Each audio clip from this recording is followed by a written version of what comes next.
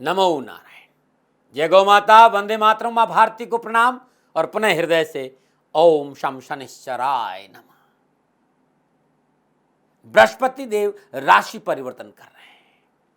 मकर राशि से कुंभ राशि में बृहस्पति देव का प्रवेश 6 अप्रैल 2021 को।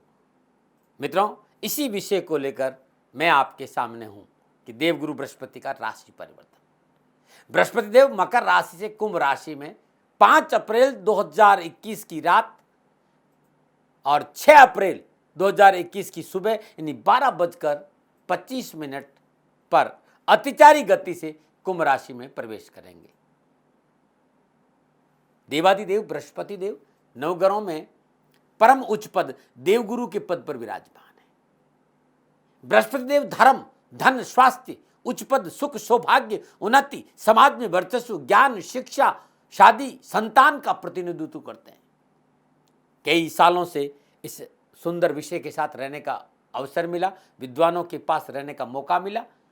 ज्योतिष शास्त्र के सभी विद्वानों ने बृहस्पति देव को बहुत ही शुभ ग्रह माना है। यदि जातक की जन्म कुंडली में बृहस्पति अनुकूल विराजमान नहीं है तो सुख और सौभाग्य का उपभोग व्यक्ति नहीं कर पाएगा। विद्वानों का यह भी मत है कि बृहस्पति जिस भाव में विराजमान होते हैं उस भाव की हानि करती हैं, लेकिन जिस भाव को देखते हैं उस भाव के शुभ फलों की वृद्धि करते हैं। पिछले कई वर्षों के अनुभव के आधार पर कह सकता हूं, निजगत कर्मों के अनुसार यदि जातक की जन्म कुंडली में कोई भी दुर्योग हो और लगन भाव में विराजमान बृहस्पति कहते हैं कि सभी दोषों को दूर कर देते हैं, सामर्थ्यवान होते हैं लगन में। बृहस्पति देव को नीति और धर्म के साथ विद्या का महान विद्वान माना है विद्वानों ने, और इसीलिए जन्म पत्रिका में विद्या का मुख्य कारक बृहस्पति देव है। धनु और मीन राशि का स्वामी ज्योतिष की भाषा में कर्क राशि में उच्च और मकर राशि में नीच का माना गया है। और क्योंकि मकर राशि में बृहस्पति देव का भ्रमण था तो कहते हैं कि नीच राशि से अब बृहस्पति देव बाहर निकल रहे हैं, कुंभ राशि में प्रवेश करेंगे और ये 75 दिन तक बृहस्पति देव कुंभ राशि में रहेंगे। वैज्ञानिक दृष्टि से बृहस्पति देव का भौगोलिक क्षेत्र अन्य ग्रहों की तुलना में सबसे बड़ा है और चराचर जगत में जो जीवन है वो बृहस्पति देव की कृपा से है। हम सभी लोग यदि जीवित हैं, ये विश्व जीवित है, चराचर जगत में जीवन है तो बृहस्पति देव की वजह से, क्योंकि बृहस्पति देव की जो गुरुत्वाकर्षण शक्ति है वो इतनी अधिक है कि नित्य कोई न कोई उल्का आकाश गंगा से टूटती है, परंतु बृहस्पति देव की अपनी गुरुत्वाकर्षण शक्ति से उस टूटी हुई उल्का में जो उल्का टूटती है उस उल्का को अपने में समाहित कर लेते हैं। यदि बृहस्पति देव से नित्य टूटने वाली उल्का को अपने में समाहित नहीं करे तो विश्व में कोई प्राणी जीवित नहीं रह सकता। ये मैंने विद्वानों से पढ़ा है। अब मैं बात करूंगा कि बृहस्पति देव का मकर राशि में कुंभ राशि में प्रवेश कौन से नक्षत्र में है, क्या योगा योग है। तो 5 अप्रैल 2021 की रात और 6 अप्रैल 2021 की सुबह रात 12:25 पर अतिचारी गति से कुंभ राशि धनिष्ठा नक्षत्र के तीसरे चरण में बृहस्पति देव प्रवेश करेंगे। धनिष्ठा नक्षत्र में बृहस्पति देव 5 अप्रैल से लेकर 22 मई 2021 तक रहेंगे और धनिष्ठा नक्षत्र का स्वामी मंगल है। मंगल और बृहस्पति देव की मित्रता है। 22 मई से 20 जुलाई तक बृहस्पति देव शतभिषा नक्षत्र में रहेंगे जो राहु का नक्षत्र है, और राहु के नक्षत्र में बृहस्पति का प्रवेश उचित नहीं माना गया है।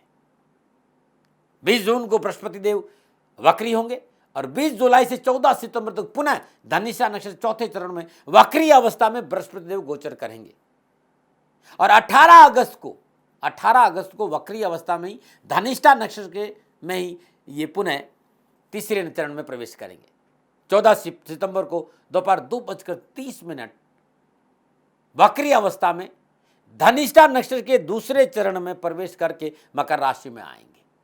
तो 6 अप्रैल से लेकर 14 सितंबर दोपहर 2:30 तक बृहस्पति देव कुंभ राशि में रहेंगे।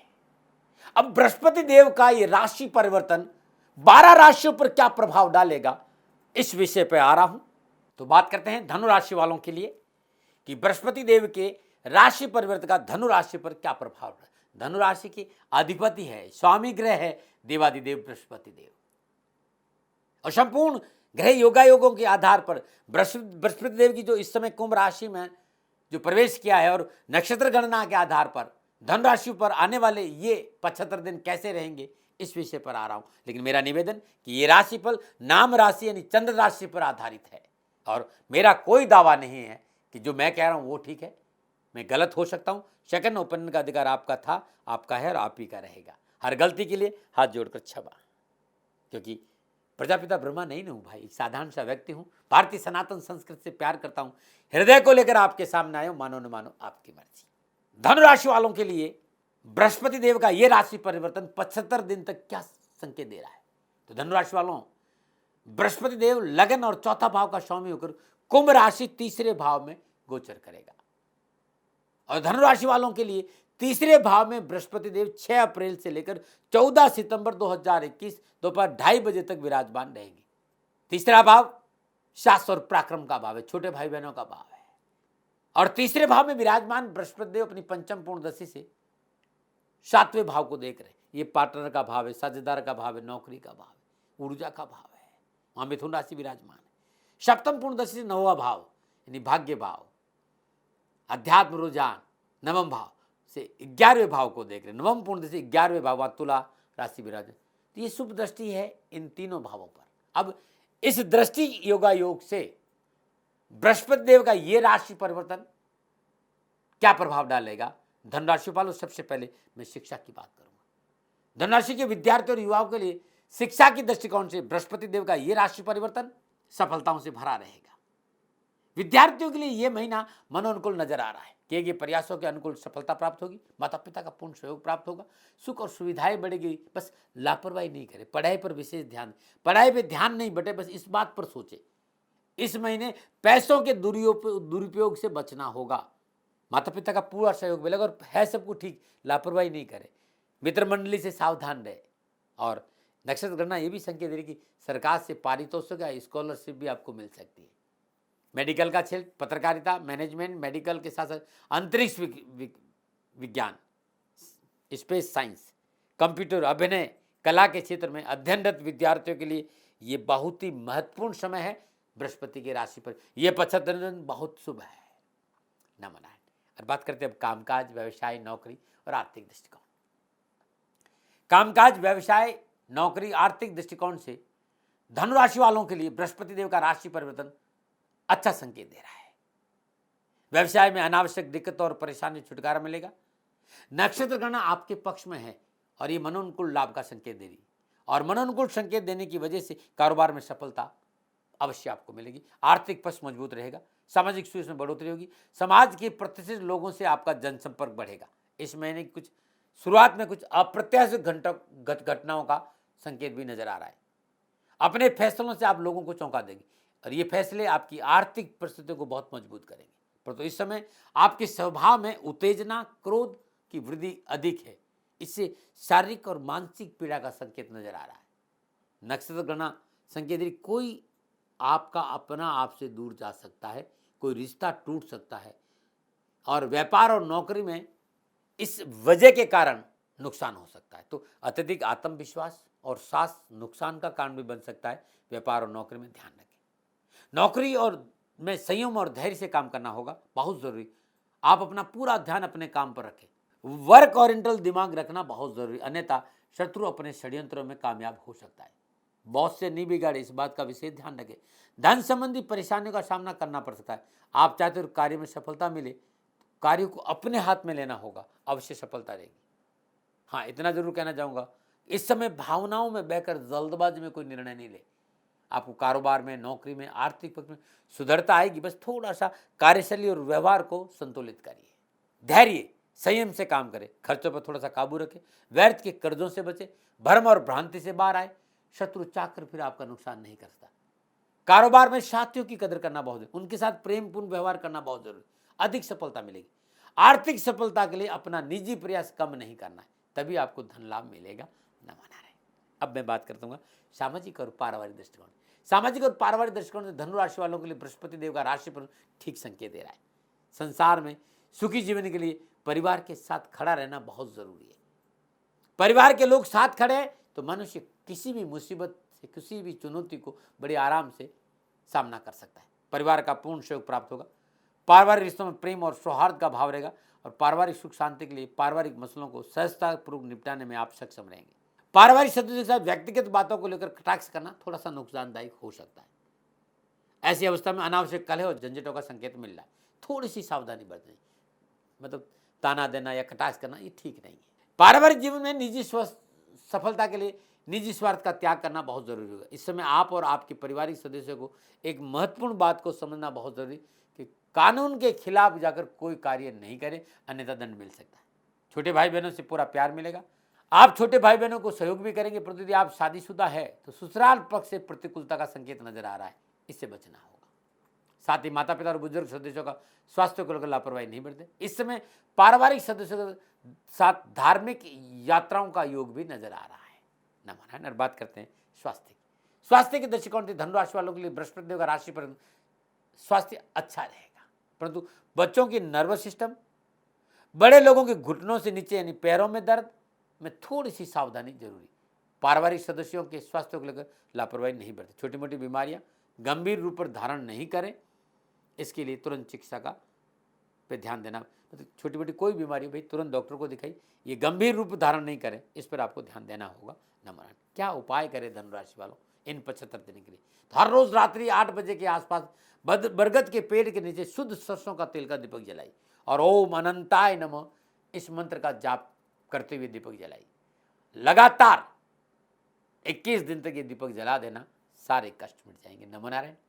ये था धनुराशि वालों के लिए बृहस्पति देव के राशि परिवर्तन का प्रभाव। पुनः मेरा निवेदन कि सेकंड ओपिनियन का अधिकार आप ही के पास में है, ये जरूर ले ले। मेरा कोई दावा नहीं है।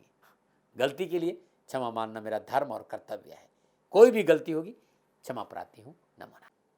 इन 30 साल में देवादिदेव शनिदेव की कृपा से गौ माता की सेवा में लगा रहा। पिछले 2-3 सालों से मेरी परिस्थितियां इतनी अनुकूल नहीं हैं। जितनी मस्ती में मैं गौ माता की सेवा करता था उसमें थोड़ा सा व्यवधान आया है। राष्ट्र पे पूर्ण विश्वास है, क्योंकि लोगों ने मेरे से जब कहा कि राष्ट्र आपकी बात सुनते हैं, राष्ट्र आप पे विश्वास करते हैं, इसी विश्वास और इसी भाव के साथ आपके सामने आया कि मित्रों और साथियों, मेरी आर्थिक परिस्थिति इस समय ठीक नहीं है, मुझे गौ माता की सेवा में आपका सहयोग चाहिए। आप गौ माता की सेवा करेंगे तो मैं आपकी सेवा में हाजिर हूं। जो मैं जानता हूं, मेरे आराध्य देवादिदेव शनिदेव गुरु महाराज जी की दया से ज्योतिष के आसपास रहने का अवसर मिला। आपको ज्योतिषी समाधान में मेरा सहयोग चाहिए।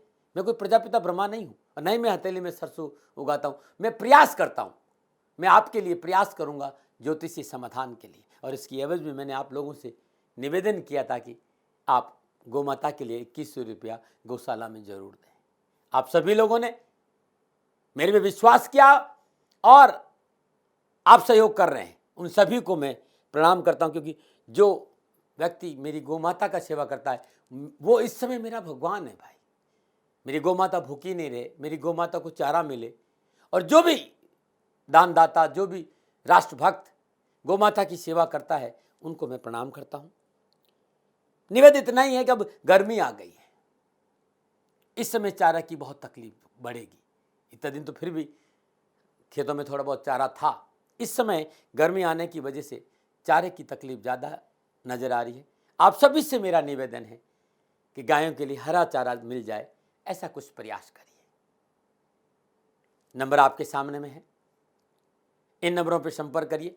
मैं आपसे वीडियो कॉन्फ्रेंस में ज़रूर बात करूंगा और ये मेरा सौभाग्य होगा कि आप लोग गौ माता की सेवा कर रहे हैं, कहीं मैं आपको सहयोग करूं। जब आपको मेरी आवश्यकता पड़ेगी, इन नंबरों पर मैं आपसे उपलब्ध रहूंगा। इन नंबरों पर कहकर आप समय पर समय ले लीजिए। हाँ, इतना ज़रूर है कि 2-4 दिन लग सकता है, क्योंकि लोग ज़्यादा रहते हैं। हर रोज़ मैं मुश्किल से 10 या 12 लोगों से बात कर सकता हूँ, क्योंकि ज्योतिषी समाधान के लिए थोड़ी साधना भी चाहिए, तो मैं उसमें रहता हूँ। आप सभी से मेरा निवेदन कि आप सभी लोग शनिधाम गौशाला में सहयोग करें और उसकी एवज में दाती महाराज आज की सेवा में हाजिर हैं, हाजिर थे और हाजिर रहेंगे। चिड़ी चौंच भर गई नदी ने घटियो नीर, परमारथ के कारण ही मानव धरा शरीर। सेवा का फल हमेशा मीठा होता है साथियों, और समय बड़ा बलवान है, समय एक सा नहीं रहता है। आज मेरी परिस्थिति है कि मैं आपसे निवेदन कर, आज तक मैंने राष्ट्र से कभी पैसा नहीं मांगा। मैंने ये जरूर कहा कि सेवा पे ध्यान दीजिए, मैं भी सेवा कर रहा हूं, आप भी सेवा करिए। इस समय मैं खाली वाणी से आपकी सेवा कर पा रहा हूं। मेरी आर्थिक परिस्थितियां इतनी अच्छी नहीं है कि मैं गौ सेवा के लिए खड़ा रह सकूं। गौशाला में गायों को तकलीफ नहीं आए। पुनः मेरा निवेदन कि आप सभी लोग गायों के हरे चारे की व्यवस्था जरूर करें, और इसके लिए मैंने छोटा सा निवेदन कि यदि राष्ट्र के लोग 2100 रुपया भी गौशाला में दे देंगे तो कुछ तो मुझे सहयोग मिलेगा। जो लोग सहयोग कर रहे हैं उनको मेरा बहुत बहुत आभार, और जो लोग सहयोग के लिए आगे आएंगे, शनि भगवान के श्री चरणों में मेरी प्रार्थना कि शनि भगवान उनकी रक्षा करें, उनका जीवन सदा खुशियों से भरा रहे। मित्रों और साथियों, दाती महाराज जीवन भर आपके आभारी रहेंगे इस सेवा के लिए। मेरी गौ माता भूखी नहीं रहे, उन्हें तकलीफ नहीं आए, थोड़ा सा प्रयास जरूर करें। नमो नारायण।